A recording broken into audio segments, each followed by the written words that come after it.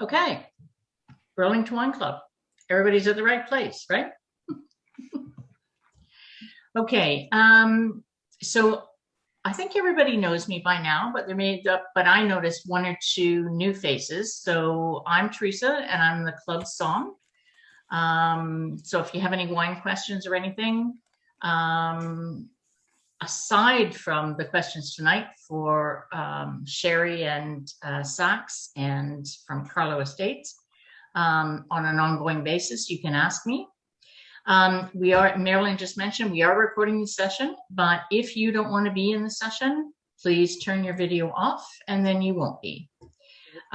We encourage you to ask questions. So we're going to mute everybody after we do a cheers, but there's a chat line and Marilyn's going to monitor the chat.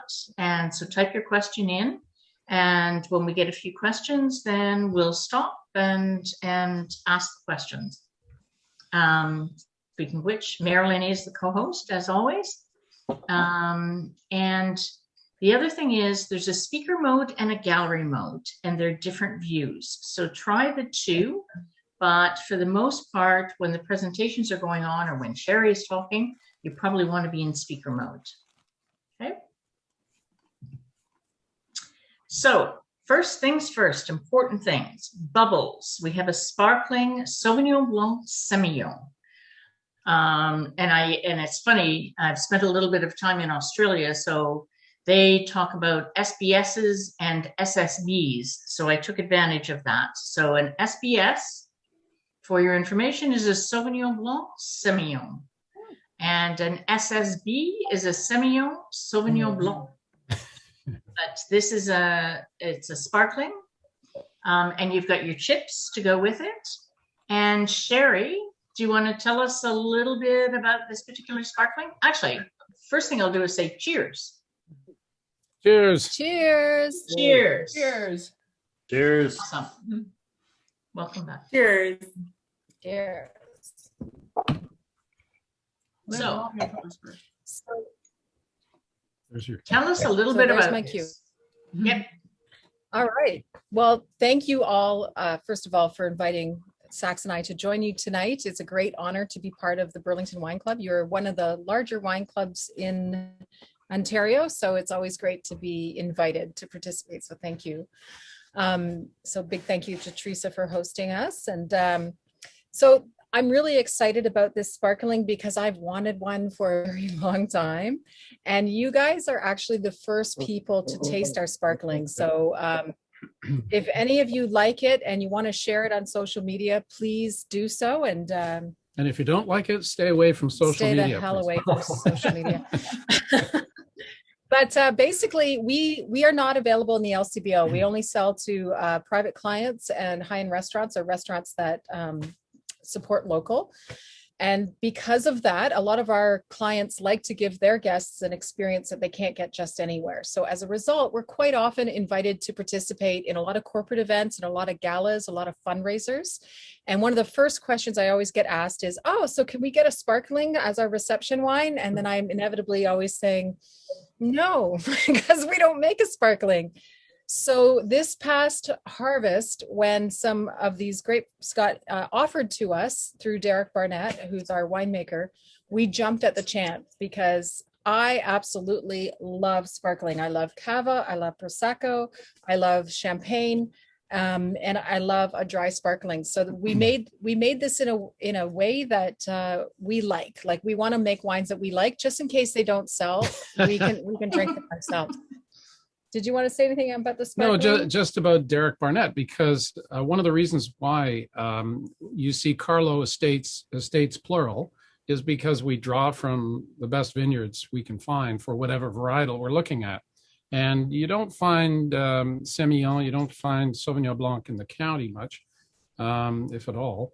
And so we're lucky enough because in 2015, well, first of all, 2014, Sherry lost her late husband, master winemaker, one of 52 wine judges of Canada. He was her CEO, he was her husband, and he was her winemaker. So you can imagine that was not easy. When cancer, only a few months before he died, he was diagnosed with stage 4. So that's redheadedness that, the next morning thinks, okay, we're going to do this, and carries on and builds winery, which she has done for the last 6 years. We've had average growth of about 15% per annum. So one reason why we're not in the LCBO is because we can't maintain the quality of what we do and say yes to them, even though we have 7,200 cases in our facility. We definitely could be in the LCBO, but we keep selling out here at the farm gate, our new website, and through the restaurants Sherry was mentioning. So that's one reason why we're not in the LCBO. Sherry's been asked 5 times and had to turn them down 5 times. But Derek Barnett, because he has been named Winemaker of the Year by Tony Aspler, because the year he joined us in 2015, he was named Wine Person of the Year by the National Capital Sommelier Guild. He's a rock star winemaker. So there are a lot of growers who want to boast when they talk to everybody that they sell their fruit to Derek Barnett. So we do tend to get really fantastic opportunities to pounce on grape varietals that we don't grow here on the estate. And this is an example of 2 that we were able to put together. And Derek is brilliant at blending.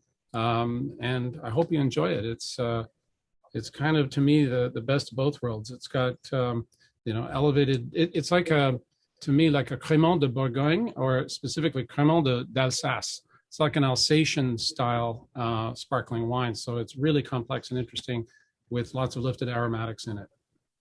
When you talk like that, you're all excited. Oh, sorry. I don't mean it that way. I was just going to say, give a thumbs up, or send a message to the chat room if this is something. This is nice and bright and fresh and clean, and and just to let you guys know, just in case you don't, this club loves sparkling, and we always start with the sparkling. Fantastic. You mentioned it's clean. That kind of segues, if it's okay with you, Sherry, I'm going to throw her a broadside. But one thing that we've noticed this year, we've had no less than 21 gold medal scores in the first 3 months of the year by 12 of the country's top wine writers, like John Szabo, like Tony Aspler, David Larson, and Michael Goodell, Sarah Amato. Yeah.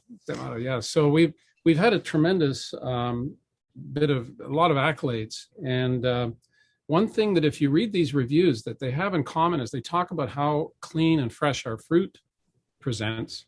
And I'm going to say one reason for that is the fact that we are certified vegan, the first certified vegan winery in the world. And of course, you guys, being more informed than the average, probably understand what a vegan wine is as opposed to a non-vegan wine. But Sherry, do you want to explain that? Please do, because we've got all kinds of new people too. And anyway, Okay, so we actually created the first vegan certified wine in the world. And the reason for that was because I went vegan. I saw how animals are treated in slaughterhouses, and I just didn't want to participate. So I found out that wine generally isn't always vegan. So I told my late husband, Richard, at the time, that I wasn't going to be drinking wine with him anymore because I didn't want to participate in that food system. And so he set out to make sure that he proved to me that his wine has been made vegan since he started making wine as an amateur winemaker. Because he just wanted me to drink with him. And but what he realized, so I was the one being, the high maintenance, but he was the one who recognized that this was a great marketing opportunity, because if it mattered that much to me, then it would matter that much to somebody else as well. So you're probably thinking, well, wine's made out of grapes, so how the heck is it not vegan? What are you talking about? Whether there are 3 processes that determine whether a wine itself is vegan or not. The first is during the fining process. So after we crush and destem the grapes, when they come in from the vineyard, there's little bits of seeds and skin and must floating around in the wine. We typically use time and gravity. And if you use time and gravity, eventually all of those particulates would precipitate out of the wine and settle down to the bottom of the tank. Sometimes winemakers need to go faster than what time and gravity allows. So they'll push something heavy and gelatinous through the wine to act like a French press, to just push all those particles down to the bottom of the tank.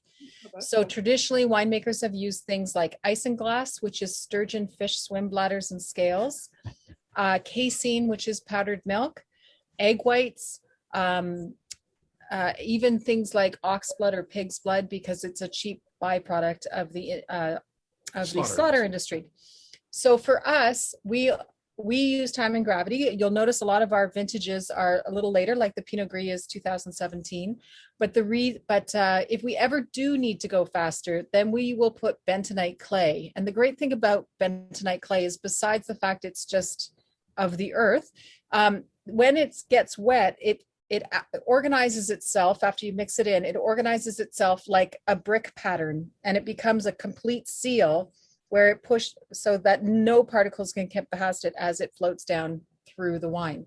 So then we use a pony pump and we rack the wine off into another tank. We open the valve at the bottom of the tank and we let it drain off, and then we've kind of separated it.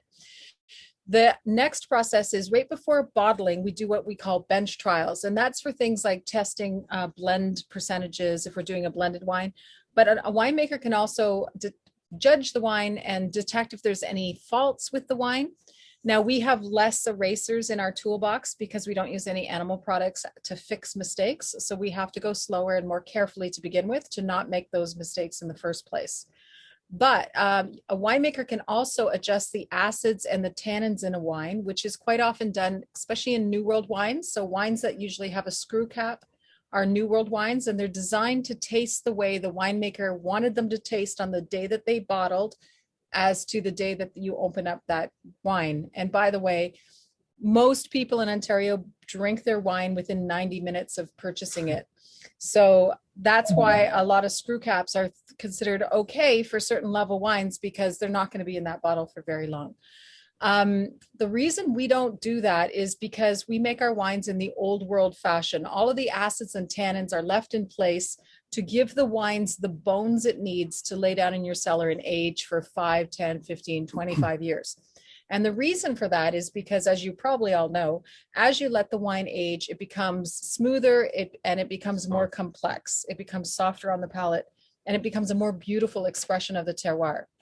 So if we just figure, hey, if we're going to do this, let's do it the old fashioned way, because we're a little bit wine snobby that way. So we use traditional corks and instead of screw caps. But the way you adjust the acids and the tannins is by passing protein through the wine, because the acids and the tannins adhere to the protein, and then it gets heavier, and then again it precipitates out. So you can artificially strip out some of those acids and tannins and artificially age the wine so it tastes like it's more ready to drink by the time it hits the shelf. So for us, if we ever want to adjust acids and tannins, we actually use pea protein, potato protein, or pumpkin protein. So we're not putting animal products through the wine. We're actually just putting basically a vegan smoothie through the wine. We also teach yoga here, so it's very, The third process is there's this process called chaptalization that can happen at 2 different points in the winemaking process. The first is during the fermentation. A winemaker can increase the alcohol level if they want to increase the heat of the wine on your palate. And they do that by feeding the yeast sugar while it's fermenting in order to increase the alcohol. The other part of chaptalization is sometimes winemakers will use it to balance a aromatic white. So winemaking is kind of like making that perfect lemonade. It's balancing the acid in the wine with the sugar in the grape juice itself for that perfect balance. So sometimes, like with an aromatic white, like say a Riesling or a Gewürztraminer, there might be too much acid, especially in a cool climate, and it's just too sharp and astringent on the palate. So a winemaker might put a little white sugar in there because they are trying to lift the fruit and round out the mouth profile, the mouth taste profile. Or the problem with sugar, though, is most white sugar is bleached using animal char or animal bones. So it wouldn't be considered vegan because there's animal byproducts in the process. The good news for us is that Redpath, which is actually a local sugar company, they're out of Toronto, is also accidentally vegan. So we generally, all of the wines in our portfolio are completely dry, except for our fortified port style wines. So we don't chaptalize at all. But if we ever do use any kind of sugar in our wines, we always use Red Path. So, but we like to take it a little further than that. So you're going to see there's lots of vegan certified wines out there now, because I'm very proud of the fact that we kind of pioneered that throughout the world. And now Prince Edward County actually has the highest concentration of vegan wineries in the world. And so we're really excited about that. But the thing is, we actually take it a little further than that. So not only is the wine in the bottle certified vegan, but all of our vineyard practices are vegan. So we're not using pesticides in the vineyard. Rather, we use to get rid of the bugs, we actually make it the worst pickup joint you've ever wanted to go to. There's no one getting lucky at our place, because we use these little pheromone interrupters, which look like twist ties, and we tie them all over through the vineyard, and they just give off this nasty body odor smell to bugs. They're just like, oh, this is gross here, let's go somewhere else. So we have the driest pickup joint vineyard in the world for bugs, and they just go somewhere else to, hang out. And the other thing is, all packaging is vegan. So all of the ink on our labels is made out of vegetable dyes. All the glue is made out of silicone, and all of the glue used in our corks is also made out of silicone. So we are certified by the Canadian Body VegaCert. And then the other thing is, all of our food pairings are also plant-based, which is why Teresa wanted to do a vegan menu for tonight, because that's what we do here at Karlos Estates. So if you came to the winery, we have dairy-free cheeses and plant-based charcuterie, and you can get that takeout right now, and you can get a little virtual tasting with our little 5-ounce bottles, like the Quintus you have in your kit. Yeah. And then the other thing is, Saxe and I are also vegan, so we're as vegan as it gets. So that's a long story there. When I first met Sherry, I'd been vegetarian since I was 14, which is odd enough in itself, but that's another story. And she said, oh, you're a vegetarian. Oh, you're a half-miler. So I said, okay, fine, let's do this. And I went cold turkey on dairy, which was a big, hairy on deal our for me. first date. Yeah, it was a big deal for me, because obviously my eyes were going, whoa, look at this woman. My eyes are up here. Oh, sorry. Yeah. But I went off cheese. And I've studied wine, and when you're studying wine, you're studying cheese too. And it was just cold turkey for me. And she brought me something and said, hey, try this vegan Parmigiano. And I thought, I know the producers of Parmigiano Reggiano, and this isn't one of them. And so I was Mr. Snob about cheeses. But I got to say, in the last 6 years, there have been some really delicious, I'd say don't call it cheese, but it's still a fermented, Yeah. They've made some huge progress in terms of the non-dairy cheeses, if you will. Yeah. Vegan cheese used to give vegans a bad name.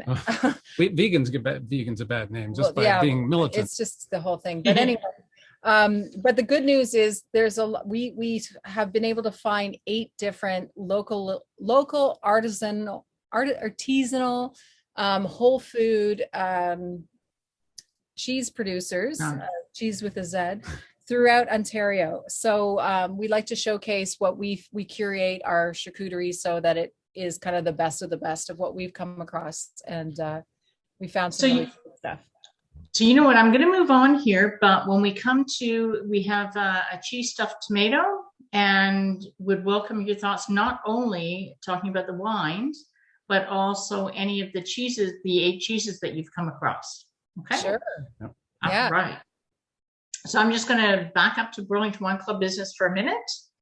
And then we'll do the first set of wines and food pairings. Sounds good. So we get some new members. And you know what? I have to say, I'm absolutely thrilled. For the last few months, we've had new members, even in this virtual times, like we were used to when we were live, having new members all the time.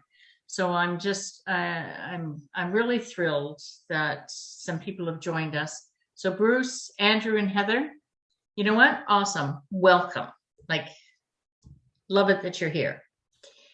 I didn't know of any birthdays this month, but does anybody have a birthday this month? Any Last Gemini month there were a couple. there? Pardon? Any Geminis out there? Dana DeVito. I'm not going to say the number. No, numbers are not required. She put it in the 29 chat. and holding, So right? we're just going to say happy milestone birthday, Dana. I'm Perfect. Gemini, but Okay, I'm not happy May. birthday. Pardon? I'm Gemini, but I'm not May.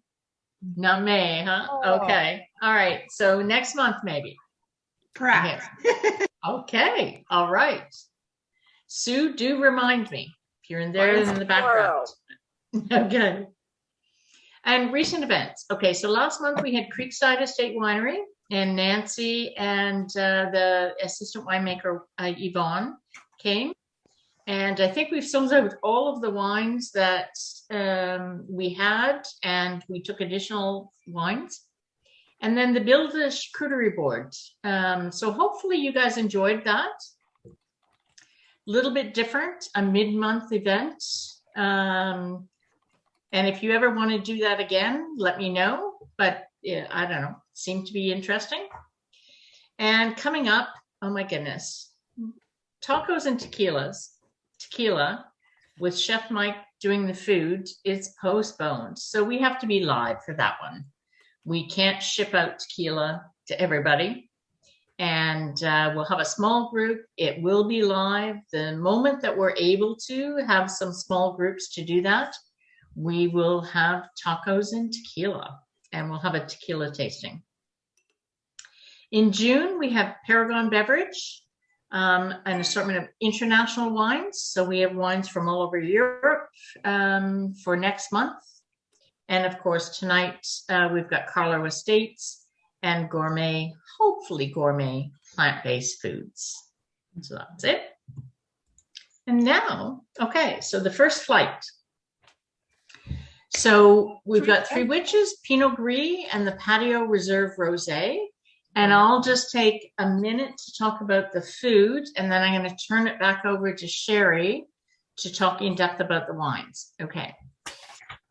So the first food pairing is you have your tomatoes, they're stuffed tomatoes, and the jalapeno lemon or spinach artichoke cheese. You will have gotten one or the other, or maybe even both in your kit.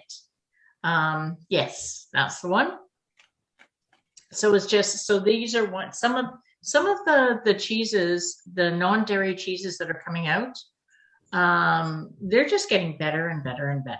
And I'll turn it over to Sherry to talk a bit more about that. But then the Pinot Gris, we have the orange baked cauliflower. So, and for that, I'm thinking room temperature is fine for that. But it was pretty much cauliflower done in an orange infused olive oil with an orange zest as well. So very, very simple. But when I tasted the Pinot Gris, I just thought that that might work. And then the Patio Reserve Rosé, a little bit more robust. Your Moroccan Stew. Yep. So your little bottle of the rosé, and the Moroccan Stew comes in the soup container. So if you got a double kit, you would have had a full container. And if you had a smaller kit, you would have had a half container. And that's really sweet potatoes and chickpeas and other vegetables and Middle Eastern spices. So anyway, those are the foods. Those are the food pairings. Sherry, tell us about the Teresa, before we move on, I'm just reminding you that you wanted to mention the nuts that were included in. Oh, yes. Okay. So because, especially since we have a few new people, just to let you know, folks, in tonight's menu, there are at least 4 nuts. Okay. So jalapeno lemon's fine. The cauliflower's fine. The Moroccan Stew has peanuts in it. Okay. It has peanut butter. And then in the next palette, there's cashew. Well, actually, the jalapeno cheeses are cashew-based cheeses. So we've got cashews in the first one. We've got peanuts in the third one. And then we have walnuts in the shepherd's pie. And we have toasted almonds at the end. So just be aware that there are, for anyone that has any sensitivity at all to nuts, there are 4 nuts in this meal. not to mention the host, hostess, and our guests. I was just going to say, you're not talking about us, right? Of course. Yes. So you wanted me to talk about the three witches? Yes, please. All right.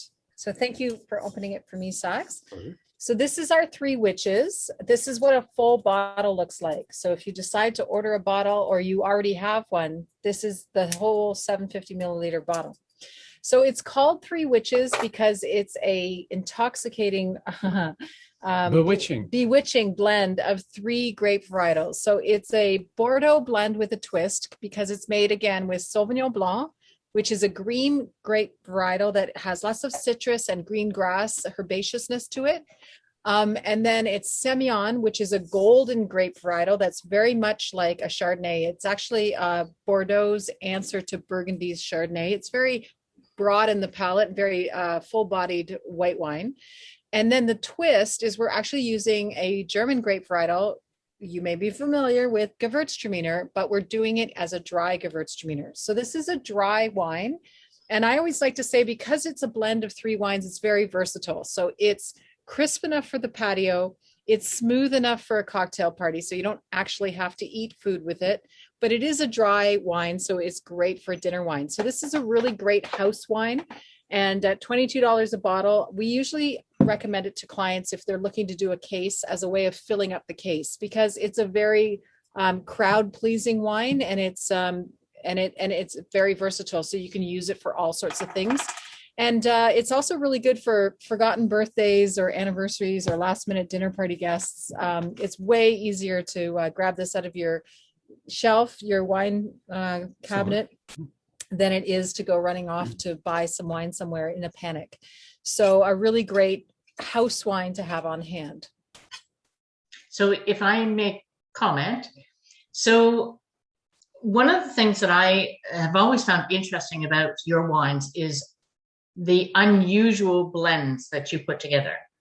Yeah. So when I first saw this particular blend, Sauvignon Blanc, Semillon, and I'm totally familiar with that, love it. And then some Gewürztraminer added to it. I had my doubts. I have to tell you, I had my doubts.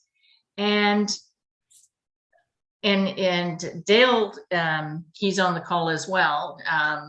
He's vegan, and so we tasted the wines together and talked about what foods to do. And we both kind of looked at each other and went, "Oh my goodness, this is good." Thank you. And it's funny because it's a very unusual, odd combination. It's not something that most people put together, and it's done, in my opinion, very well. Thank you. Yeah, the reason we added the Gewürztraminer is because Gewürztraminer is very good at lifting the fruit and like giving you lots of beautiful aromatic, floral aromatics and tropical fruit taste profiles. So it really adds a lot of complexity and some nice mouthfeel. It adds a lot of complexity to the wine, basically. Brings a lot to the party. Yes. Yep. Whereas Sauvignon Blanc is usually very citrus and green grass, and the Semillon is like that nice big round in the mouth palate, like of pear and apple. This just helps to add another dimension to the wine. So that's why we decided to go for it. So how does it work with the jalapeno lemon or the spinach artichoke, whichever you got, in the tomatoes? Yeah? Here we go. Okay, I've got a few thumbs up. Yeah? Yep, everyone's loving the Okay. pairing. And I think your presentation, Good. Teresa, was also excellent. Thank you to you and the team for doing that. It was beautiful. Well, Kathy, if you're out there, Kathy stuffed, took the tomatoes apart and stuffed them all, and then all the tomatoes went into one of the other dishes. Went into the shepherd's pie. We wasted nothing. Great Anyway, job. It's okay. Fabulous. Good. Okay, and the wine, folks. How's the wine? Sherry, And it's an odd combination, right? Yeah. But do you use the Gewürz in any other of your blends? We Sherry? do a single varietal Gewürztraminer that's usually released like mid to late summer, and we get it going up and going for Thanksgiving, basically, because it's a really great pairing for Thanksgiving fair, fall fair. I'm trying to think, do we use it in anything else? Is there a little in the Patio Reserve Rosé? We had used it last. Yeah, Occasionally. occasionally, yes. And you use it in a dry style. Is that what I understood? you Yeah, to say? it's, Yeah, we kind of stick to dry because that's what we like to drink. As time goes on, like it's interesting to see how people's palates evolve. Our taste buds actually become duller as we age, and that's why as you age, you want bigger and bigger, bolder tastes. But it's interesting because in the tasting room, we see that range of when people are first starting out, like we might get a beer drinker and they're like, I don't drink wine, I only drink beer. And I said, well, do you like lager? And they're like, okay, I like lager. And I'm like, okay, well then try the dry Riesling because it's kind of like a lager. It has that citrus and it has that lemony quality. So usually people start out with off-dry Rieslings, and like maybe if they're being a little bit more exposed to more exotic things, maybe an off-dry Gewürztraminer. And then they start migrating to drier wines in the whites, and then they venture into the dry rosés, and then the sweeter rosés, and then they get into Pinot Noir, and then they get into the big, bold reds, and then eventually you get to the point where it's just keys on a piano, and it really depends on what you're eating, the time of year, your mood, who you're with, the time of day, what you just did, all that stuff. So they just become notes that you can play with, and there's like no rules at that point. So it's an interesting progression of how our palates evolve as we practice drinking wine. Drink. So I'm just going to quote what you said: drink more wine, enjoy the music of life. Yes, exactly. that's it. Perfect, Marilyn. Shall we go on to the second white? Absolutely. All right. So the orange baked cauliflower with the Pinot Gris. Mm-hmm. So the interesting thing on the Pinot Gris front is this is actually a subjective thing, and that you guys can comment on. We also get people saying, like, where should the Pinot Gris go in the tasting? Should it be before the Three Witches? Should it be after the Three Witches? Because some people, because our palates are our own, they're very subjective. And so you can't tell me if I'm right or wrong, because it's my palate and I know what I'm tasting. And whatever's going on in your mouth is just is for you. A party in your mouth, yes. So the whole notion of wine snobs is really just a bunch of people who got upset that they were spending way too much time studying about a subject matter without taking a break, and now they're making everyone suffer for it. So just stay away from those people, because we don't need that negativity in our lives. The real thing about wine is when we're talking about descriptors, trying to describe the wine, all we're actually trying to do is recall a memory in your head about what, say, a citrus quality. Like this wine has a lot of stone fruit, like white peach, and a citrusness, is that a word? Of a little bit of lime and lemon. And so that's why it's also got a slight undertone of an apricot, Dried like apricot. just a dried. So all of those stone fruits make you think of, this would be great for a wine that would have some sort of chutney or verjus or something to do with a fruit sauce, so the pairing of an orange baked cauliflower is actually bang on, because it's a white wine. So you want your food to be a little bit more delicate and elegant. And then it's got a lot of that stone fruit and the citrus. So having, the citrus fruits or the stone fruit food pairing it's gonna pair really well together, basically. This is a really, really beautiful wine. It's very, very well made. And it's the reason we consider, we agonize over this, actually, should it come before or after the Three Witches, is because it is very fresh and it's simple and it's bright, but is it as complex as the Three Witches? So some people would say for their palate, they would start with this. Yeah. So they would do this after the sparkling. But Teresa put it here because that's where I put it in our tasting. I usually put it after the Three Witches. But And so actually I had the Pinot you? Gris first and then the Three Witches. And then when we tasted them, and Dale and I were talking, and we were talking about food pairings and which order, we switched them at that yeah, point. see, it's interesting. Like it's almost like it's like the cutting edge. It's like right on the edge of the knife, like it could fall on either side of the sword. And I just think that is like such a perfect example of how wine is about being subjective. It changes all the time. It's a living organism. It's changing and evolving in the bottle.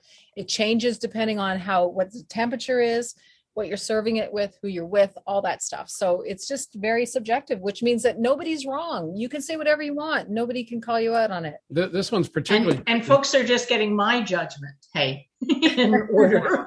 This one's particularly tricky because it's got 30% of it was aged in French oak and 70% was steel aged. So it's kind of bringing together the Pinot Grigio style with the Pinot Gris. And so again, it's kind of hard to pigeonhole this wine, but to me, that's what keeps it interesting. Yeah, the great thing Pinot about Gris to me is a really good food wine. Mm-hmm. Like a really nice food wine, more so than Pinot Grigio. So yes, it's got some of the lightness of a Pinot Grigio style, but it's still it holds up to food. It's got a longer finish than a Pinot Grigio, but it's got the friendly fruit of the Pinot Grigio. So it's the best of both worlds. So again, very versatile wine. If you serve it very cold, it's going to be crisp and refreshing and thirst quenching like a Pinot Grigio. But as you let it warm up on the patio, it becomes more like a dinner wine. So it's a perfect wine to have like before dinner, moving into dinner, because it's going to be thirst quenching for when you just came out of the vineyard and you're like, oh my God, I really need a drink. But as it warms up, you're going to be ready to move into your dinner service and enjoy, because you're going to get more of the oak influence on that 30% as the wine. So, if you are able, put this wine aside during this tasting and let it warm up, and then come back and visit it as we go through the tasting, because then you'll see how it changes from that Pinot Grigio style, which, by the way, if you do a lot of entertaining, Pinot Grigio as a style and a varietal of wine is the most popular grape varietal in Ontario. So if you're looking for a crowd pleaser to keep on hand, this is a sure bet. And because it has that 30% French wood oak influence, it's also a great dinner wine. So it's kind of like, it's a great side by side with the Three Witches, because it's also very versatile. So we try to make very user-friendly wines. Yeah. So how's the Pinot Gris, folks? And how was the pairing with the orange baked cauliflower? Did it work? Pairing's great. Yeah, the cauliflower is delicious. So a couple of things, Teresa, just from the chat. Letting anyone know, if you're in Burlington, the orange oil is from the olive oil dispensary on Plains Road East. They used to be downtown. So if you're looking for them, you get much better parking out there now near Waterdown Road on Plains Road. And I don't know, Sherry or Teresa, you want to speak to, some people are a little bit confused. They thought they were going to get the little bug white, and they're now the Pinot Gris. So if you could just speak to that, and then we can move to the rosé, because everyone has that. Perfect. Sherry, go for it if you want. Otherwise. Yeah. What's up? Yeah, me. I was really optimistic because when Teresa contacted us about 4 months ago, because she's very organized and fills up her calendar like quarters in advance in a year. I was like, oh yeah, we're gonna have the little bug white ready by then. That's not a problem. So we were trying to choose wines that are great summer wines that are really great for entertaining, because we all know as soon as we get out of this situation, we are so having our friends over. So we wanted to pick wines that would be great for sharing. And so I wanted you guys to taste the little bug, because I have tasted it and it's really beautiful and it's such a great deal. But unfortunately, life happens and COVID happens and things get delayed, and there's all sorts of delays going on in the wine industry right now. We're having troubles getting our bottles into the country. There is a shortage of shipping things, because now that everybody's staying at home and ordering everything online, it is so hard. Like shipping prices, I think, have like tripled it for shipping.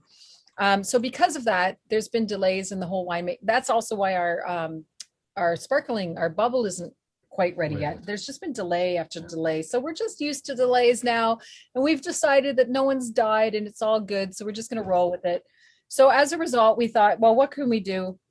And we always believe that if we can't deliver on a promise, that we have to do a make good that's even better than our original promise. So the little bug, we originally thought it was going to be 18, but we because of all these increased prices with COVID and everything, it's going to be released at 20.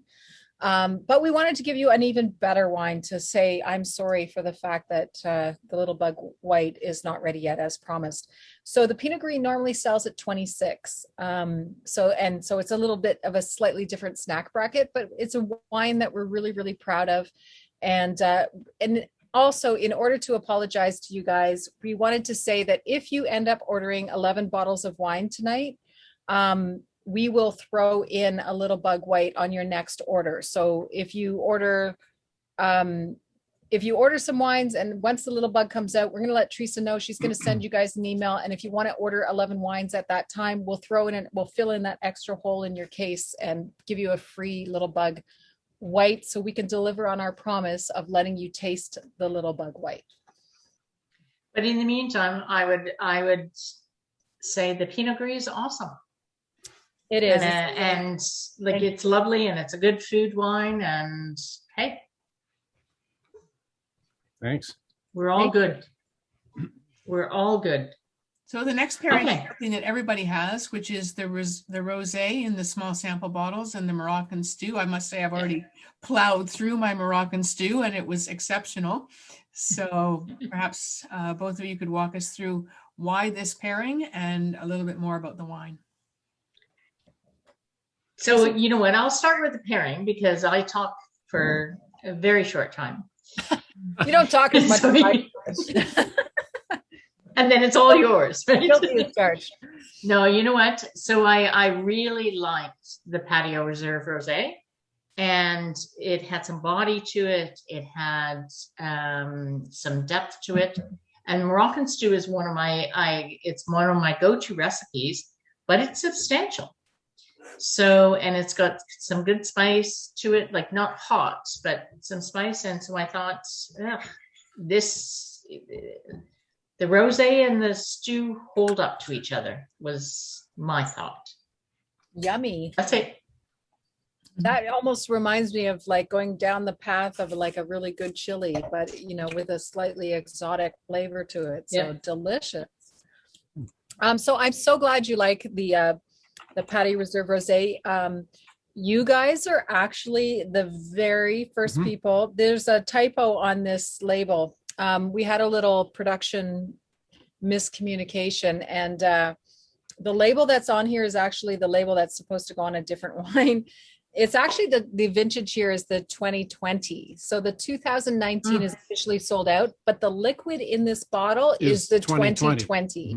So you are tasting the vintage that's getting released this weekend. So I just want to, first of all, commend you guys for your timing, because you're right on the cutting edge of all the new wines that are coming out for Karlos Estates, and you're getting like first dibs and first tries. So I'm very much looking forward to getting feedback from you on what you think. This is a blush or an assemblage or assemblage, depending on where you're from.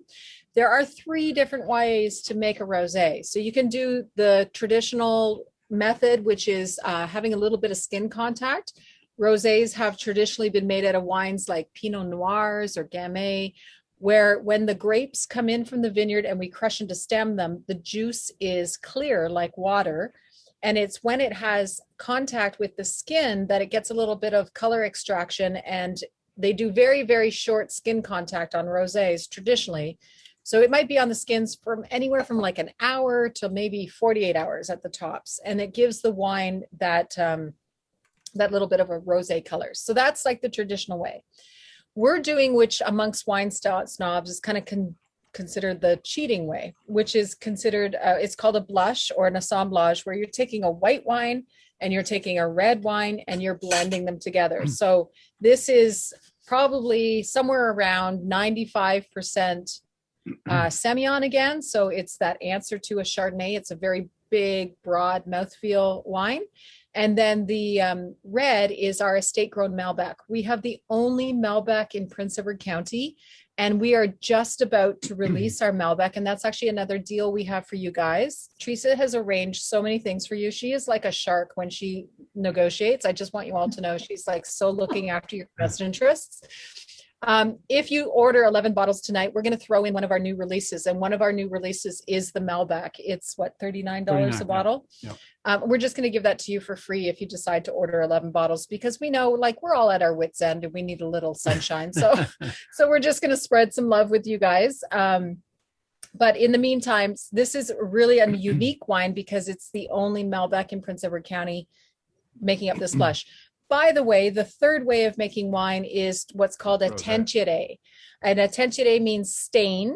And that is 95% of the juice that comes out of a vineyard is clear like water, but about 5% of the grape varietals that come out of a vineyard are actually the color of the wine. So we have another wine that's on our website called Frontenac Gris Rosé. And Frontenac, it's a hybrid grape varietal. It's so intense in flavor that the grapes skins stain the juice in the grape while it's in the vineyard. So it's kind of like getting skin contact, but it's just happening naturally in the vineyard. So when the Frontenac Gris comes out of the vineyard, it actually, we press it, it doesn't have any skin contact, and it's actually orange. That's the color of the grape itself. So it's pretty interesting. So if you're really into rosés, I highly recommend. We are working on next year. We're just having to convince Saxe because he's the practical business guy. But Derek and I are both like artists by trade. I'm a visual artist and he's a winemaking artist. But we want to make a traditional Chardonnay, or sorry, a traditional rosé that's very, very pale pink, like just the slightest hue of pink. And then we have our cheater, the blush or the assemblage. And then we have our Frontenac Gris, which is a teinturier. So I'd like to get to the point where we have all three different styles of rosé. I would no more call an assemblage a cheater than I would call Chateau Petrus a cheater. That's a blend as well, Sherry. There's absolutely nothing wrong with a blend. I know, but there's traditionalists who say, "Oh, that's cheating," because traditional rosé is skin contact. Thousands of years it's been done. Yeah, like whatever. But you know what? Proof's in the pudding. If you like it, it's proof's like in the pudding. Yeah. How does it taste and how does it go with the food? Right on. Mm-hmm. So I It's just a value wine. from the chat, the Moroccan Stew, overwhelming response. Where's the recipe? Where's the recipe? Where's the recipe? So we are setting up the website, and if that doesn't happen quickly enough, we can always just include it as part of our ongoing communications to you. It is delicious. And with the rosé? Overwhelming. So how does it work with the rosé? Because that's like, oh, how's the pairing? Delicious. Yes. yes. What- Because the food in and of itself is nothing. It's a without the marriage pairing. in your mouth. A marriage in your mouth. Oh, that sounds interesting. Ooh. The thing about the rosé is because there's so much perceived fruit, even though it's a dry wine. I think there's maybe 4 or 5. Oh, this is a hair over 5. A hair over 5. Okay. Yeah, look. It just, again, to lift the fruit and round out that mouth taste profile. But that residual sweetness in the rosé is what is acting as the extinguisher for your mouth.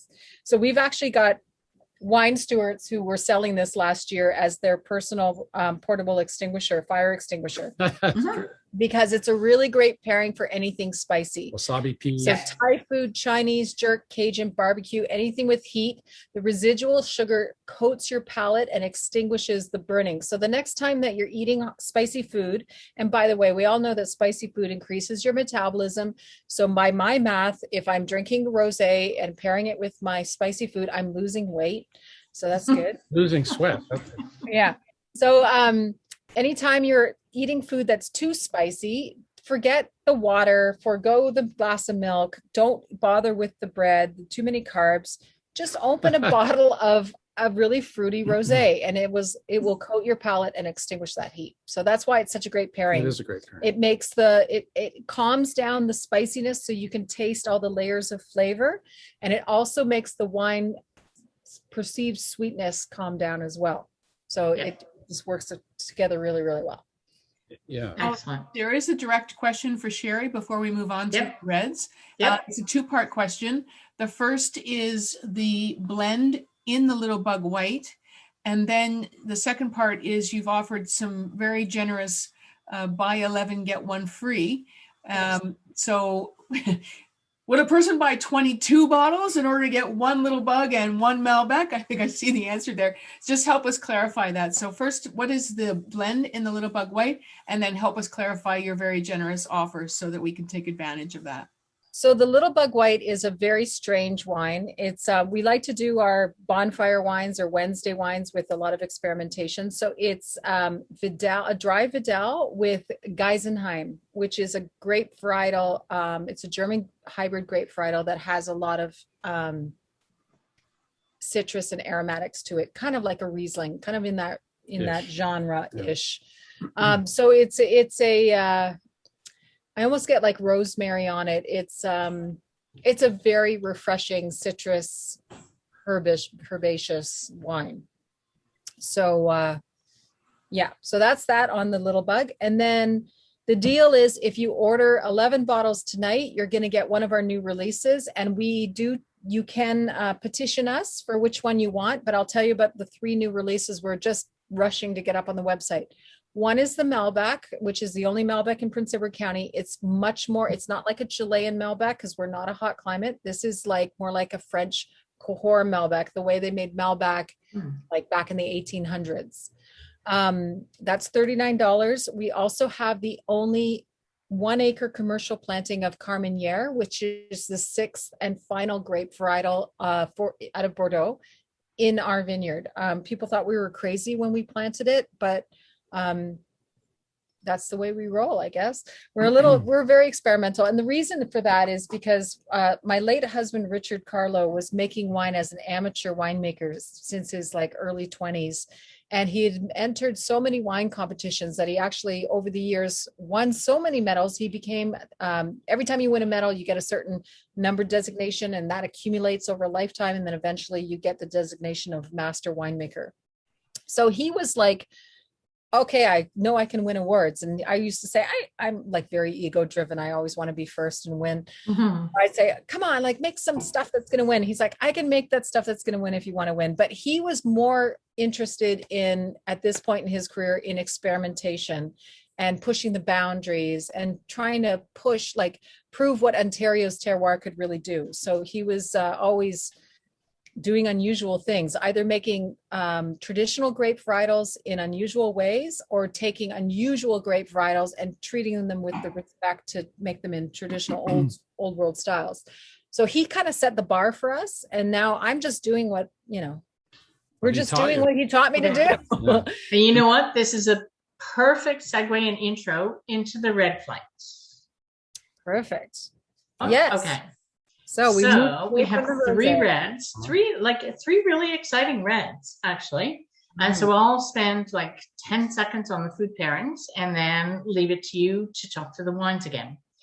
So the Little Bug Red with the pulled pork sandwich. So of course it's not pork. And by the way, Sherry, you kind of got the jackfruit, the pulled pork a day early. It wasn't quite ready, but so it's probably not 100% what it should be. So my apologies for that. And the 2 Chris's the same. Okay. Anyway, so I don't know. It's barbecue sauce. It's so when Dale and I were tasting the Little Bug Red, we just went, oh my goodness, cherry. Yes. And that's just what hit us. So anyway, that's what we came up with for the food pairing. And then the Marquette, the shepherd's pie. So the shepherd's pie is a little bit different. So of course, shepherd's pie is normally lamb. This has nothing to do with lamb. And this is another nut dish, by the way, folks, because your meat is walnuts. So that's the primary ingredient here. And there are a number of different ways of doing either a vegetarian or a vegan shepherd's pie. But the walnuts, I don't know, let me know how it works, because anyway, we thought it would be good. And then the quintus. So traditionally, we end with cheddar cheese and chocolate. Like, that's just with our biggest red. At the end of the evening, we do cheese and chocolate. But with some discussion again with Dale, it's like there's not really, and correct me if I'm wrong, if you found a different one, but there's not really a really good vegan cheddar cheese out there that holds up. So I opted to do spiced almonds instead, and with our traditional chocolate. So instead of cheddar and chocolate, we have spiced almonds and chocolate. Anyway, so over to you for the wines. Okay. So just to answer the question in the chat, what is the pulled pork? It's actually a jackfruit, which is a tropical fruit that, what does it look like? It's kind of like, yeah, so I bought the canned version, and you can buy fresh and you can buy different. Had no core, but you can shred it like pork, and it's it's a fruit. It's a tropical fruit, and it comes in this big green ugly thing that looks like nothing you would ever want to eat. And then when you open it up, there's all these little pods inside, and then you pull the pods across, and the texture is like shredded chicken or shredded pork.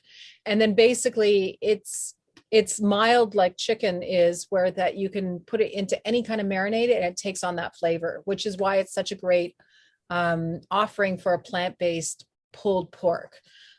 So it's actually a fruit, and you want to make sure when you're buying jackfruit, if you're doing a savory dish, that you buy green jackfruit, because there's green jackfruit and there's also ripe jackfruit. Ripe jackfruit is really great for things like crepes, pancakes, anything you would use like stewed fruit on, because it's quite sweet. But if you get the green one, that's what you want to use for your pork, your sliders, Savory, or your tacos, or your savory options. Yeah. And So the only one I had available was the sweeter one. That was the only one I could find at the time. But anyway, yeah, so it's not 100% right, but the sweet will work well with spicy. So making the choice to go spicy with the sweet is a really good choice, because the spicy again pairs well with the sweet and they calm each other down. So that's perfect. So the Little Bug Red is, we wanted to create a wine that we always want to have a wine that appeals to everybody that comes through the farm gate. So we have everyone from world traveling wine connoisseurs that have been to every wine region, and they want to know what's this new wine region in Prince Edward County. And then we have like people who just graduated from university and they're partying in the county, and they're wearing their Daisy Dukes and their string bikinis, and they're going to the hayloft at night and they're partying. And they just want a great wine that they can have around the bonfire on sandbanks while they're enjoying the county. So we wanted to create something so that every single person that came to the county could find something to buy. And this traditionally is made with our Frontenac Noir, which we use traditionally for our fortified port style wine. We are doing a port program where we're aging our fortifieds longer and longer, which is great. But as the grapes are becoming more and more mature, they're becoming more prolific, and they're giving us a heavier crop load. So we're getting more Frontenac Noir than we know what to do with. Luckily, Derek Barnett, our winemaker, tasted some Frontenac Noir up in Quebec, which is where a lot of these grape varietals come from, as a single varietal dry table wine. And he really liked it. But what he realized was you have to go way slower with the hybrids. Like, you can make a French vinifera red in, like, worst case scenario, 18 months, but usually you take about 2 years. With the hybrids, they're more ferociously wild. So they need more time to be tamed down. And so we typically use American oak to age our hybrids because American oak has a looser grain because it's a hotter terroir. And so the oak has a more intense flavor. So because the hybrids are more intense in flavor, we age them in American oak. And then we also age them for longer because again, the more longer you age your wines, the more the smoother and more subtle your acids and tannins become over time. So this is what, a 2018? Yeah, it's an 18. An 18, and here we are, so we've been taking about 3 years to make this wine. We just recently released it. It's named Little Bug after our winery mascot. Most wineries have dogs for mascots. I'm an animal lover. I love all animals. It's not like I'm a dog person or a cat person, but we had one cat after we took possession of the land move into our barn and proceeded to have kittens. Now, at the time, I didn't know that kittens could have kittens when they were 6 months old and that the mother could, also have kittens. So we went from 1 cat to 13 cats in one vintage. We're currently at 6. And that's because we had a lot of them fixed. We rehomed some, and then unfortunately some went on walkabout and things happened. But Little Bug is a very unusual cat. The picture that Saxe showed you demonstrates how half of her face is black and half of her face is orange. And it's because she's a chimera cat, which means that she has 2 fathers. She's actually 2 kittens that didn't separate. She should have been twins. She should have been 2 cats, but they never separated. So she's got a split personality. She hates other cats. She is like such a diva, but she loves humans. So she spends all of her time in the tasting room. And she is going nuts during COVID because she wants to know where is her ongoing spa treatment in the tasting room where everyone massages her constantly. So we wanted to make it up to her by naming a wine after her so she would understand she's still our diva and she's still the queen of the tasting room. And because we're using Frontenac Noir, which is a hybrid of multiple fathers, we thought it was a good fit to name Little Bug name the wine after Little Bug. She's also the product of multiple fathers. Getting all kinky on us there. Oh, well, things happen. Yeah. So how's the wine, folks? So what are we hearing? How's the wine and the pairing as well? Well, again, lots of comments in the chat about needing the recipe. So I think that's a clear indication of how great you've done it again, Teresa. I'm wondering, Sherry, somewhere between the Frontenac Noir and the Marquette, you've spoken about the Sommelier. Speak about the uniqueness of these varietals for us to have them in Canada and what you're doing in PEC versus other places, other wine regions in Canada where we don't see the work that you're putting into these special varietals. Okay.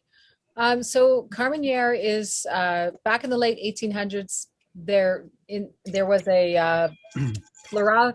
Can I tell? Yeah, why don't you tell it because you can pronounce it. So it. the reason I want to tell this story is men should be embarrassed for me. But when I first met Sherry, it was in the spring of 2015, and it was at a wine tasting in Toronto in the distillery district.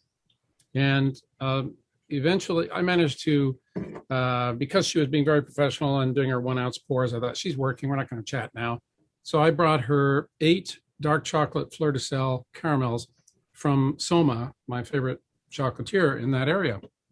And a couple of days later, she's being very cool, I guess. She also had to unpack from a trade show. I was running a winery. I know. So she finally responded and said, "Oh my God, this is like crack. It's really good chocolate." And anyway, not that I know what crack is like. Eventually, I got a date, and she invited me out here, and it was in May of 2015. And I thought, well, she was telling me about Quintus, which is, from the mind of Richard Carlo. He was ambitious enough to think that we could at least match the quality of first growth Bordeaux, let alone first growth Burgundies, which of course the county is known for matching. So anyway, she was telling me about Quintus, and I thought the concept's great. It's Cab Sauv, Cab Franc, it's Merlot, it's Malbec, and Petit Verdot, fantastic. And then this little light bulb went on over the man brain here. And I thought, oh, you know what? I'm going to show off a bit. I'm going to tell her, I'm not just a pushover when it comes to wine. I've studied, for In Italy, I've studied wine. So I started boasting about, what you guys should do. I was at the vineyard at the winery in Chile, Viña Carmen, where the French winemaker was wondering, why is it my Merlot ripens 2 weeks before my neighbor across the road? And why does it taste like pepper? And so he got so frustrated with this in 1994 that he invited Jean-Michel Bonsicot, one of the most famous vignerons from France, to come over with a new technology called DNA testing. And they tested the Merlot, and it turned out to be the long-lost Carmenere, which, as Sherry mentioned earlier, the Carmenere was one of the primary, actually in an edict from Emperor Napoleon III in France, that you must, in order to be a first growth Bordeaux, you must use these varietals. And the Carmenere was key in that. But then there was this nasty little root louse that was accidentally transplanted to the vineyards of Europe when, if you can believe this, Europeans were exploring planting some American grape varietals over there. The problem is they accidentally transplanted with some of these little nasty root louse phylloxera. So the phylloxera swept through Europe with no, predators, and was out of control and wiped out the Europe over about a 15-year period. It wiped out even Italy, France, Hungary, Eastern Bloc stuff, wiped out those vineyards and was thought to have made the Carmenere extinct. So everyone gave up on the Carmenere, and the French had an easier job making the first growth Bordeaux because now it only had 5 varietals. So I'm explaining to Sherry, oh yes, I've been there, and you guys, maybe you should look at making something like you've done Quintus, do Sextus. She said, oh yeah, well, that's interesting. She's listening to me mansplain all this stuff. You didn't call it Sextus though. No, I didn't. But I'm explaining the concept, and she's listening very patiently and going, really, you don't say. Then she said, do you think you could identify that grapevine behind you there? And I looked at it and I said, let me guess, it's Carmenere. But nobody has Carmenere, and it turns out it's the only 1-acre commercial planting of Carmenere in Eastern Canada. So since then, you can see I'm a little quieter, and I'm usually very quiet. And Sherry, I was humbled. Sherry, I will say you're in awesome company, because one of the few places in Bordeaux that still grows Carmenere is Mouton Rothschild. Chateau Mouton Rothschild. Very nice. Yeah. Nice. That's nice to hear. Yeah. That's right. We're ready to move on to the Marquette, which everyone Awesome. has, and the shepherd's pie. There's been some enthusiasm about that. So I know when you came to see us the last time, Sherry, I bought a case of the Marquette and really admire its uniqueness. So maybe you can help our members understand that as well. Yeah, so Marquette is the first grape varietal to be approved for VQA status since the inception of VQA over 30 years ago. There are lots of French varietals available to VQA, but there's only 8 hybrids that are approved for VQA status, 4 of which nobody plants because they're absolutely horrible and they give hybrids a bad name. True. So since Richard actually tasted Marquette in competition as a wine judge, and he had tasted so many over time that he realized, this is really good. Like, it comes across like a classic Meritage or a classic Bordeaux grape varietal, like Merlot, Cabernet Franc, Cabernet Sauvignon. But what's interesting is actually it's a single varietal grape. It's called Marquette. It was developed in the University of Minnesota and in vineyards in Quebec to withstand temperatures of minus 40 degrees. So hybrid grape varietals, it's kind of like dog breeding, where you're taking different characteristics of those dogs and breeding them to try to encourage that. And in this case, they were trying to encourage winter hardiness. So the happy accident that came out of that is that when you plant Marquette in Prince Edward County, it actually thinks that the county is a hot climate and therefore acts like a big, full-bodied hot climate wine. So as you can see from Saxe's glass here, sorry, I'm stealing your glass. Yeah. It's very opaque. You can't see Saxe through the glass, right? Where'd Saxe go? And it's very opaque. It's very dark. It's full-bodied. So I feel like it's a really great grape varietal to add to the VQA list. And by the way, our Our Marquette is a historic hybrid because we were the first to actually get our wine VQA'd by VQA. And we planted it very early on. So Richard was a pioneer of Marquette. So we're really proud that we were the first to the market to get it VQA'd. But what I wanted to say was this is a really great wine for our terroir because it scratches that Canadian itch for big, full-bodied wines. We are used to drinking hot climate wines because we grew up on like California and South Africa and Australia. So sometimes when we switch over and start tasting our burgeoning wine region wines, which are like Pinot Noirs and very delicate and elegant and nuanced, we're just like, well, where's the beef? Like, why is I want it to taste like something? And so this really fits that niche that customers want. And it's done so well for us. We actually were asked by David Larson to provide it for the 2019 gold medal plates, which I now think it's called the Great Canadian Kitchen Party. Yeah. And it's basically, it's where Olympic athletes get together with Canadian musicians and 5-star Gold Seal, Red Seal chefs. And they put on these dinners. The chef chooses the winery that they want to pair their meal to, and then they compete like all throughout Canada. Perfect. And then people buy the food, and they kind of do what you guys are doing tonight, where during COVID, what they've been doing is they pick different restaurants, and then you get the food from the restaurant and that wine. So to make a long story short, David tasted the Marquette, and he loved it so much, he asked us to have it as one of the sponsoring wines for the gold medal plates, which is basically the Olympics of the culinary world in Canada. So it was a huge compliment. And I think that's excellent because it is a cold climate wine. It's a big, full-bodied, cold climate wine that satisfies a need. And it's the fact that it came out of Minnesota, which is cold climate, and is grown here. Hey, more power to you for doing this. There is a disclaimer, however, we have to be directly honest. If you spill this on yourself, you are screwed. You have to just turn whatever you're wearing into tie-dye. You might as well just take your shirt, tie it in knots, and dip it into the wine glass and make it into a Unless you pour white wine on it. Oh, will that help get it out? That's a new tip. Yes, I'm going to try that because I'm actually right now, if anyone's on TikTok, I've just gotten onto TikTok and I'm trying to do all of these like Carlo wine tips. So I'm going to try your tip and see if it works. Try it. And if it works, I'm putting it on TikTok. I'm skeptical. Nothing will get this. Go for it. Hey. You're going to spill white wine. Why are you making me cry? Why are you making me cry? Don't cry over spilled wine. Just okay. Get a straw. Quintus. Tell us about Quintus. Yes. So this is our ending thing. So there's just nuts and chocolates and your fabulous wine. So we have a lot of wines. We have, I think we're working on about 24 wines right now, which is crazy.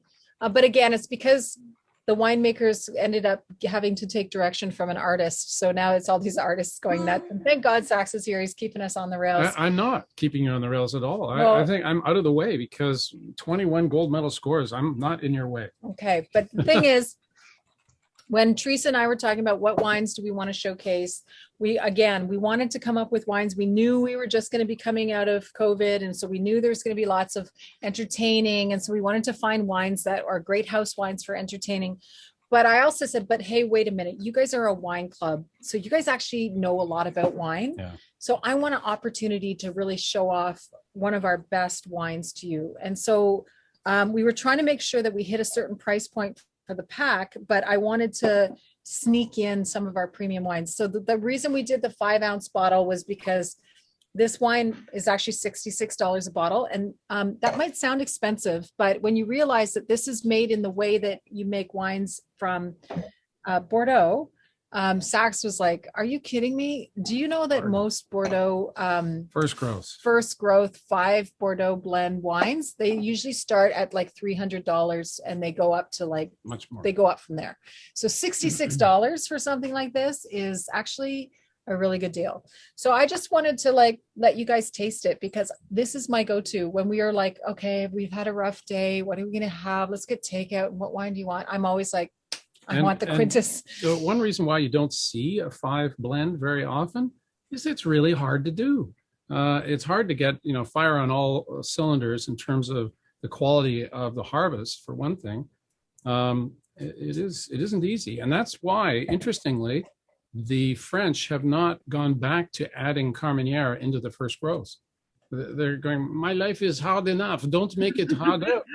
Because, but we're crazy enough that the next story we'll talk about. Sextus. Yeah. The problem is that we have way bigger egos than we should have, because we're always trying to be first and be the first to market and do the first and like pioneer and all this stuff. So this is a 5 Bordeaux blend. It's Cabernet Franc, Cabernet Sauvignon, Merlot, Malbec, and Petit Verdot. This is what we made before we were able to source the Carmenere, and then we planted the Carmenere in 2012. And then, of course, we had to wait 3 years to get a half crop, 5 years to get a full crop. So now the Carmenere is just really coming online now, and that's allowed us to make Sextus, which means 6 in Latin. And if you want to know about the Sextus, you can go to our website. On our landing page, there's a 3-minute video where I have much better hair than I have tonight. And you can see the whole story about the building of Karlos Estates. Like, Sextus is our holy grail wine. It's the whole reason we started the winery, was to make that wine. And we are so, so, so happy that we were able to make it just this past year. It's the first time that we've made it. And we were able to achieve Richard's dream of making this wine. So it means a lot to us personally. But the Quintus, like the Sextus, it's wine. It's a wine collector's wine. It's a bragging rights wine, but it's not the kind of wine that you would open up. You don't go and buy a bottle of Sextus at $100 and then open it up, and enjoy it. Sextus is the kind of bottle that you lay down for 3, 5, 10, 15 years, and you have it for a really special occasion. The Quintus, on the other hand, is a different blend. It's not just like it's Quintus plus a little Carmenere and all of a sudden it's Sextus. Derek made a specific blend for the Quintus because he wanted it to make it drink worthy now. So when people say, I want to buy some Sextus, but what else should I have if I want to drink something from Carlo now? Then we're like, okay, buy the Sextus, lay it down for 5 years, but buy the Quintus and drink it tonight and treat yourself.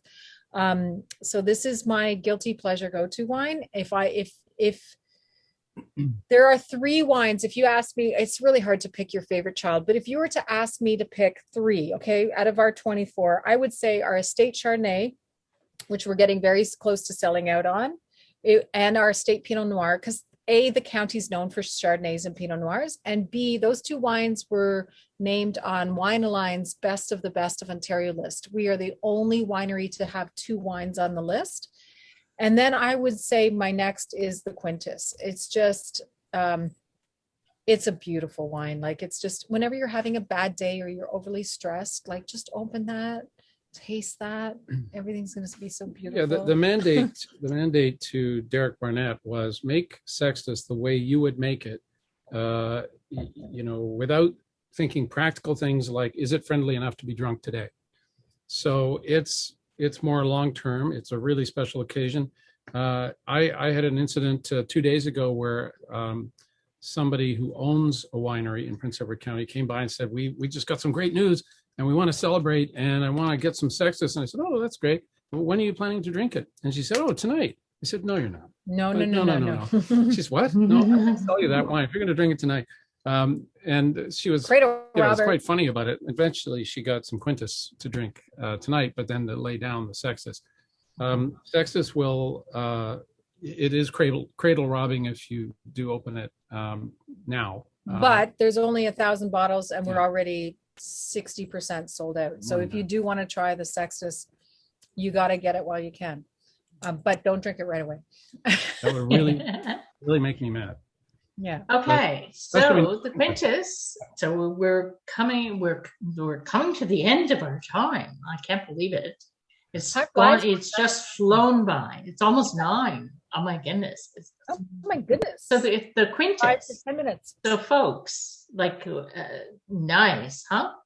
And like just a way to end things, whether it's spiced almonds and chocolate or cheddar cheese or whatever in a different life. What do you think?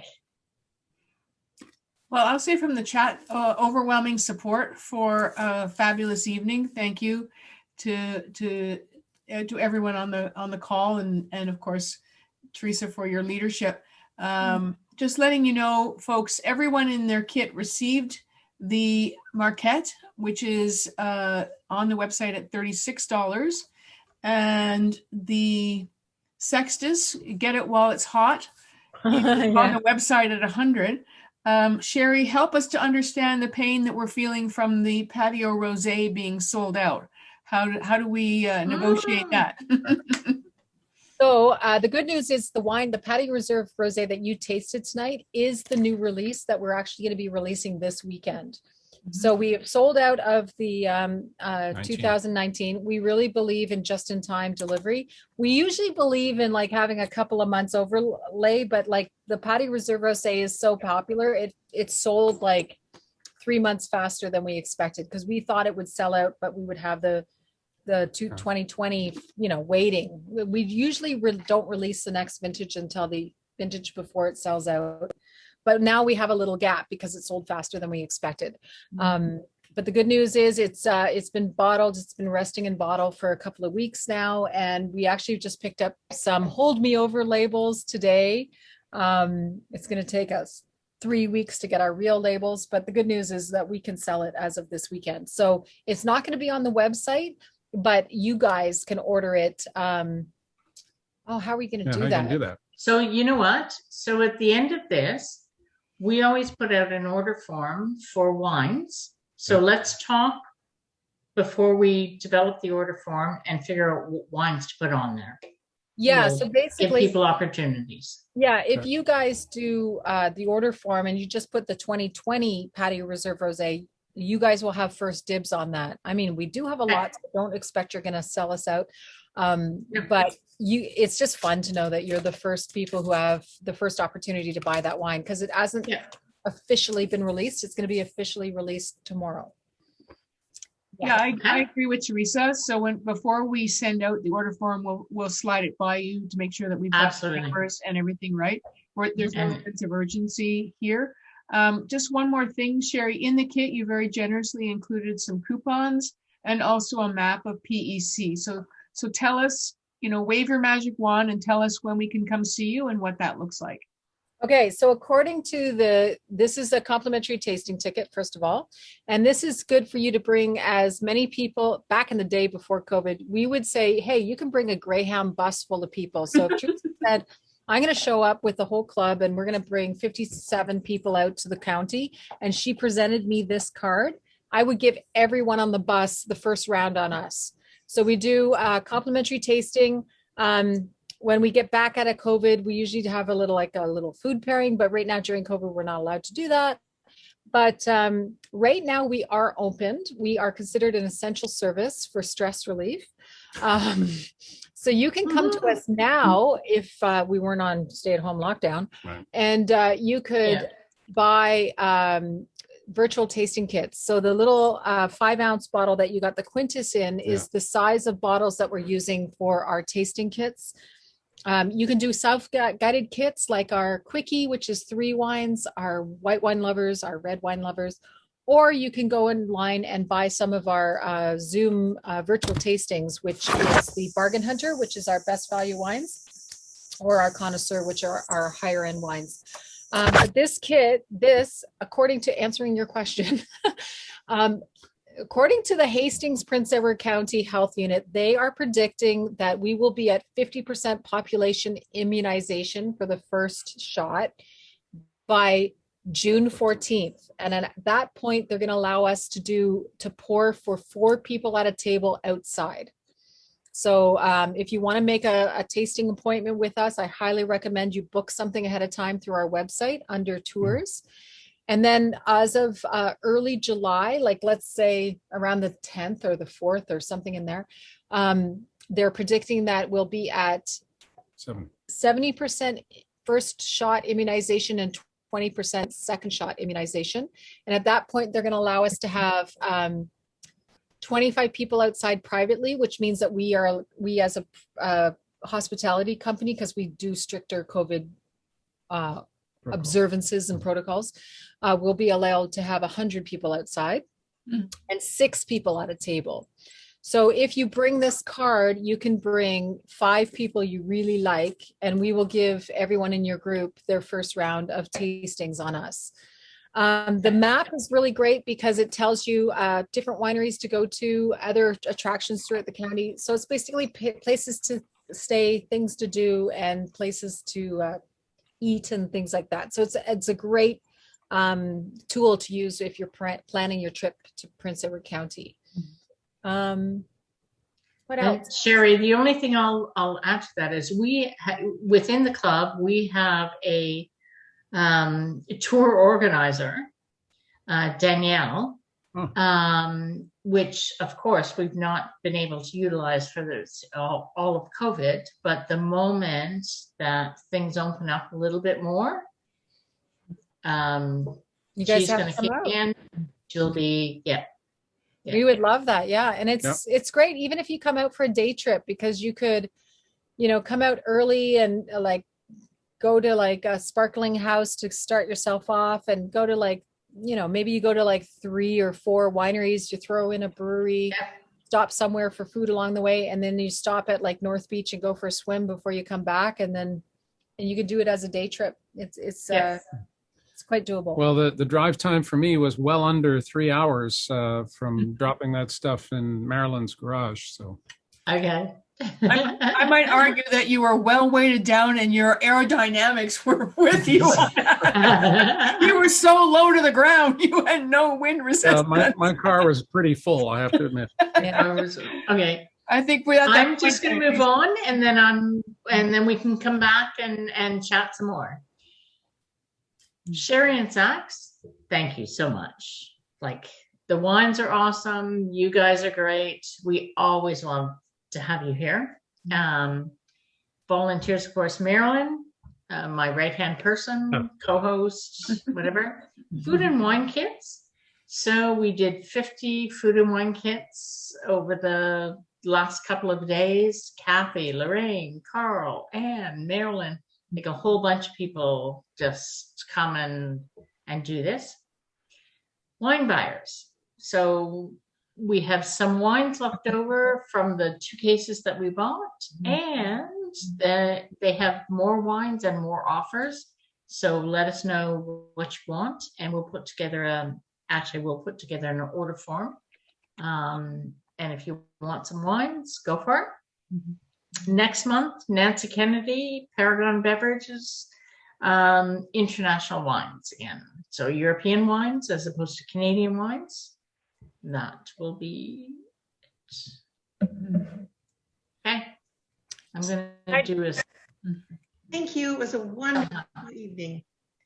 Yes, Sherry, go ahead. I just wanted to add that if you guys are looking for wines, it's really in your best interest to order from Teresa directly, because she doesn't have COVID, and there's no chance. You don't have to wait in a lineup in a retail store, and you don't have to deal with heavy breathers wearing a mask standing behind you, and they're close talkers. You don't have to deal with any of that stuff. Just order them right from Teresa, because Lord knows we're almost there. And the last thing you want to happen is anything to go wrong at this stage of the game. Yeah. So just, if you need any wines, just contact her and avoid the LCBO for everybody's sake. That's good. You would not believe the number of deliveries I get in my place, and Marilyn as well, of course. Between the 2 of us, the whole neighborhood must be wondering what we're doing. Not anymore. Yeah. We're quite confident I'm bootlegging. Yes. And by the way, there is absolutely no profit on our part. No, there's no profit. Yeah. And hundreds of cases of wines go through here. Yeah. Amazing. Amazing. Marilyn. Thank you guys so much. You guys definitely, we need to get some nominations for these guys for the VQA Promoter of the Year Award Yeah, that sure. happens through Cuvée, Yeah, good point. because it's people like you and clubs like you that help to educate Canadians about just how world-class our wines wines. actually are. Yeah. Like, we have Ah, some of the best do. terroir in the world, and it's because of the work of grassroots work of people like you that are helping to educate Mhm. our fellow citizens just about how proud we can be about what we're doing Yeah, that's it's on true. comparable on a world stage level. So thank you very much for that.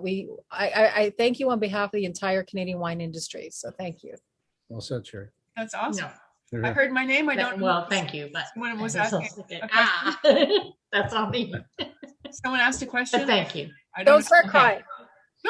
I'm not crying. You're crying. Marilyn, I was going to make a comment that when I went to your house the other night to pick up the kits, there was actually a vigilante group of protesters out on your driveway with signs, cursing the bootlegger. I'm only joking. You live in a Not lovely true. neighborhood.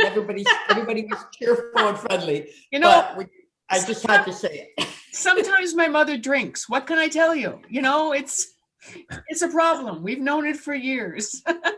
And most of the vigilantes in my driveway are under 3 foot because I've got 75 They were kids. very small. They were They're- little tiny. They They're were under really 75. teeny. There's 75 kids in my neighborhood, and I'm very grateful for my 4-foot security system. Yeah, I know. No, they were definitely vigilantinis or vigilantini. That's great. That's Funny. great for sure. Well, and if anyone needs to have any convincing about getting to Prince Edward County, let's see if I can show you this picture I just took 5 minutes ago. See if I can get Oh, it to Chris show is up. in Prince Edward County. Oh, hold on. I'm Nice. going to remove the spotlight. Hold on. Yeah.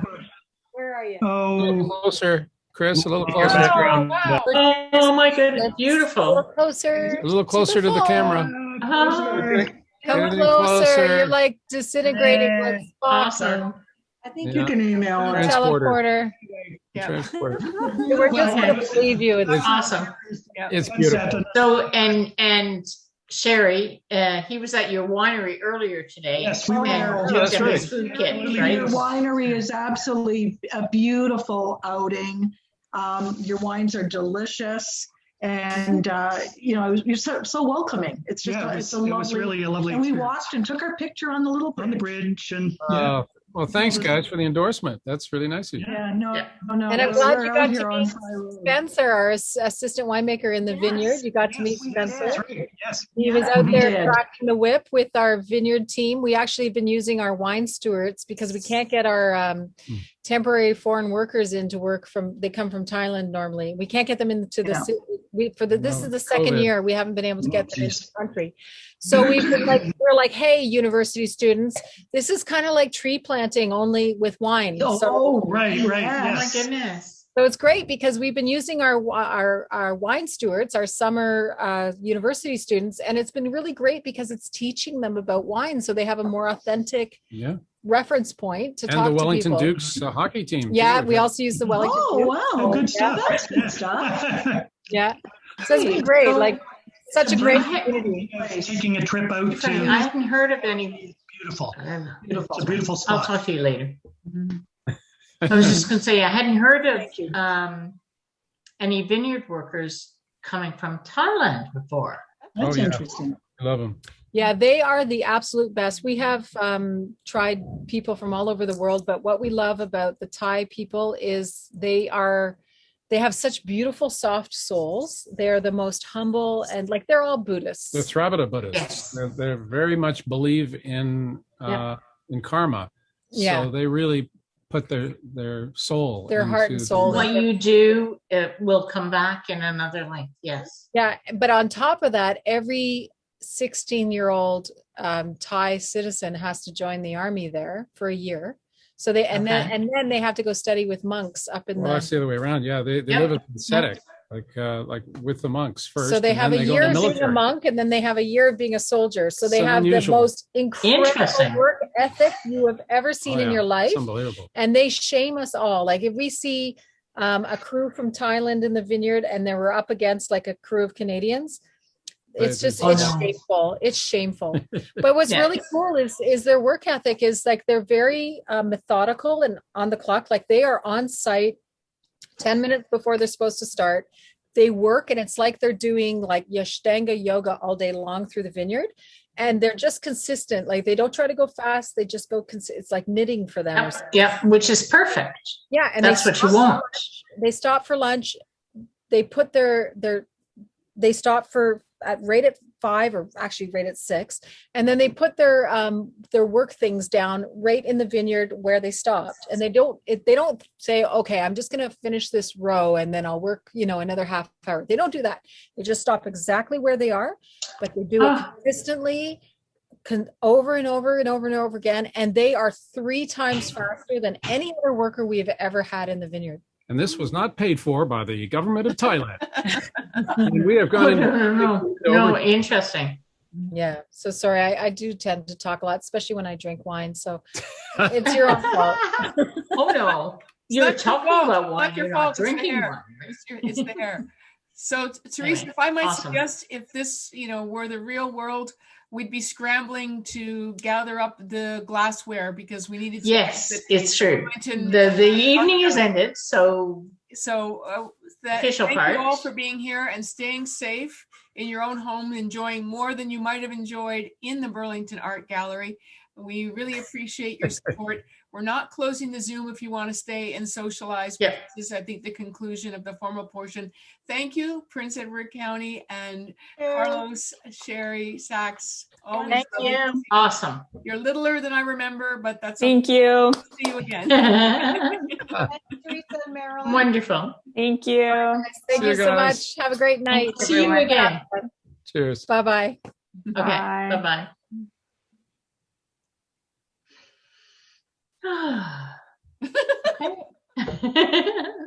Did everybody have a good time? Yes. Yeah, it That was was good. so It wasn't too interesting. long. It wasn't too detailed. It wasn't too It was really whatever. good. Yeah, It was really it was good. good. Yeah. Okay. The food was delicious. I need the Was the recipes. food okay? Yeah. You know I'm terrified of doing this food, right? I know. Oh, But I you know, love the pulled pork. The pulled pork was really good. Was it really? Oh yeah, my goodness. that was my favorite. Okay. Yeah, mine Yeah. And it went really good with the wine. It was perfect with the wine. Yeah, it was Hey. good. It was good. Yeah. They're such a charming couple. Oh, they're I funny. know, and their love Yes, story they're good. is Yep. awesome. Yeah. Yeah. agree. Their story is good. Yeah. Yeah. Yeah. Anyway, good night. Thank you. Nice to It see was you. Hey, wonderful. Maria, It I'm was so nice to glad see you joined us. Oh, it's nice to see you guys too. Yeah. And you know, you have to come to my house for lunch, right? As soon as we're able. Yes. Oh yeah, that'd Oh be yeah. fun. Oh Yeah. yeah. Oh yeah. Okay. Yeah. Like Good that's- night. Yeah, absolutely. Good night. Okay. Thank Good night. you. Good night. Thank you, Teresa. I'll Good be night, there. everybody. All right. Thanks, Dale. Too funny. And the last hour and a half lasted about 10 minutes. Pardon? The last hour and a half lasted about 10 minutes. Yeah. It just- Really? Yes. Yeah. Okay, good. Because I was looking at my watch and I'm going, oh my goodness, are people going to be upset because it's too long? But I thought the flow was good, right? It was like, it wasn't boring, right? No, it wasn't. Oh, there you guys are.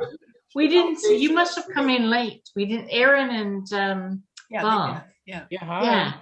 So we missed you in the beginning.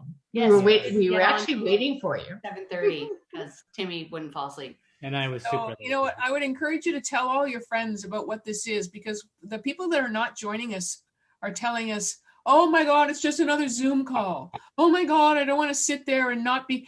But I feel like we've transcended that connection barrier, right? Like we Great. Yeah, do this have is, conversations back and forth, and we're learning. And okay, there's wine.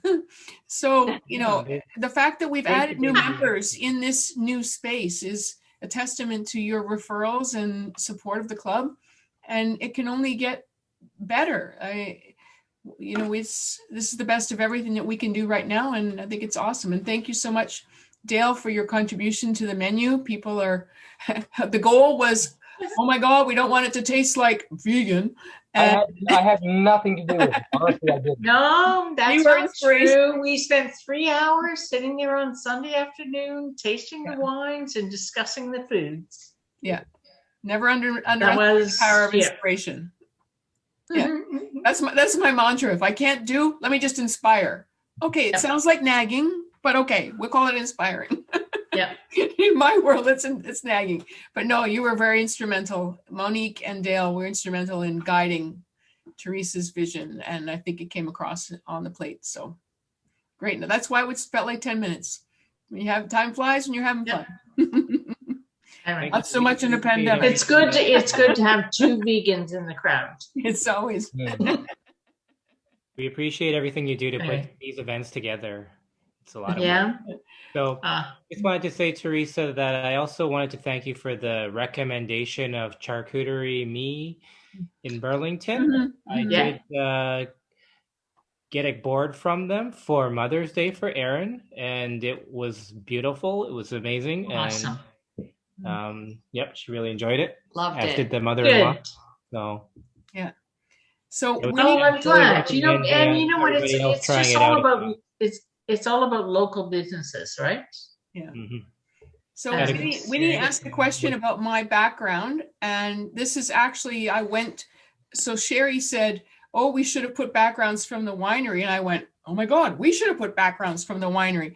So I went to the Karlos Winery website, right-clicked on Save as Photo, which was this one at the time. They've got a carousel. And then, then you add it as your background in Zoom. And so the lesson for us is, for all of our future vendors, we will just put them in the background. Why wouldn't we do this? Why wouldn't we put them in the background? So, yeah, previous to Or this, at least for the organizers. yeah, for the organizers, Yeah. and for the other ones I've ever had, I just Google Zoom background. If it's spring, I go Zoom background flowers, and if it's winter, I go Zoom background Sonoma, and golly gee, there's a photo there. That's the right size, and then you just add it to your background. Well, thanks, Marilyn, for explaining that, because I hadn't seen that one before, and I thought, isn't that perfect? But it is a great idea. And talking about, advertising the wine club, we've been members now, not a huge amount of time, but 1.5 years. And so I've invited friends over, and that's why Dana's a member. Really enjoyed it. As the weather warms, we'll invite others to join us, and we'll see what happens. But it really was a nice evening. The banter is great, and I just find you guys are doing a great job. I really appreciate the pairings as well, and it's always an adventure. And it's always news. You never know what you're going to get. I know. We're like, what is this pulled pork? And it was delicious. We've never had it. Like, some of the stuff, I'm like, where do they find this stuff? Really, really amazing. Kudos to you. It just makes for such an enjoyable evening. And you're right. It's not just a Zoom thing. It's like you gotta kind of contribute, and you take away from things what you put in and what your interest is, right?